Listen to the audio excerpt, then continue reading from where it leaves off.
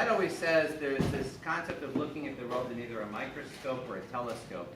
And he found in his 40-something years of practicing law, most people looked at things in a microscope. And vision and seeing is a big part of this week's Parshat because the sin of the spies was on two levels. One was what they saw when they came back, and they said, we saw ourselves as grasshoppers in the eyes of these giants in Israel. And the Dvar, when it talks about the story of the spies, it says that their hearts melted when they were in front of the people in Israel.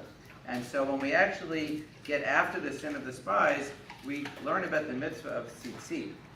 And I didn't know this until last night when I looked up a Dvar from Rav Amnon Bazak from Gush, and he says, you say to, Moshe is going to tell Bnei Israel that they are going to take the tzitzit, and there's going to be this patil techelet, the blue string on there, and the important part is Velo taturu, and the word taturu is the same word latur haaretz that the spies used when they were told to go to the land. And it says acharei levavchem, so don't turn away from your hearts, v'acharei nechem, and from your eyes.